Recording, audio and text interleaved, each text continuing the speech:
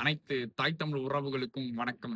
சமீபத்தில் கடலூரில் ஒரு இளம் பெண் வரதட்சணை கொடுமையால் ஆணவ படுகொலை செய்யப்பட்டுள்ளார். இது எப்படி நடந்தது என்று பார்க்கும் பொழுது, கடலூர் மாவட்டத்தைச் சேர்ந்த தேவதேசி பிரியா என்கின்ற இளப்பெண்ணும், விழுப்புரம் மாவட்டத்தைச் சேர்ந்த வசந்தராஜ் என்கின்ற இளைஞனும் கடலூரில் உள்ள பெரியார் அரசு கலைக்கல்லூரியில் படித்து வந்துள்ளனர். அந்த நிலையில் இருவரும் காதலித்து வந்துள்ளனர். இருவரும் வெவ்வேறு சமூகத்தை சேர்ந்த காரணத்தால் 3 மாதங்களுக்கு முன்பு திருமணம் செய்து கொண்டுள்ளனர். அந்த நிலையில் கடந்த 31ஆம் தேதி தேவதேசி பிரியா வசந்தராஜ் இல்லத்தில் தூக்கிட்டு தற்கொலை செய்து கொண்டிருக்கிறார்.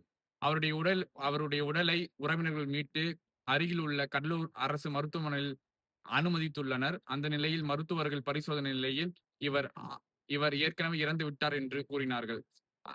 இவள் இவ அந்த பெண்ணின் மரணத்தில் சந்தேகம் இருக்கிறது என்று அவருடைய அண்ணன் ரிச்சர்ட் அருகில் உள்ள காவல் நிலையத்தில் புகார் அளித்துள்ளார். அது மட்டும் இல்லாமல் வசந்தராஜ் மற்றும் அவருடைய குடும்பத்தினர் என்னுடைய தங்கையை வன்கொடுமை செய்துள்ளனர், வரதட்சணைக்கு வன்கொடுமை செய்துள்ளனர். அது மட்டும் இல்லாமல் அவருடைய ஜாதியை வைத்து அந்த பெண்ணை மிகவும் கொடுமைப்படுத்தி அவர்கள் கொலை செய்திருக்கலாம் என்ற எண்ணத்தில் புகார் அளித்துள்ளார். அது மட்டும் இல்லாமல் அந்த பெண்ணின் உடலை வைத்து கடலூரில் அவருடைய உறவினர்கள் அந்த வசந்தராஜ் மற்றும் அவருடைய குடும்பத்தின் மீது SC/ST வழக்கு பதிவுமாறு பெண்ணின் குடும்பினர் முறையில் ஈடுபடுத்தி வருகின்றனர்.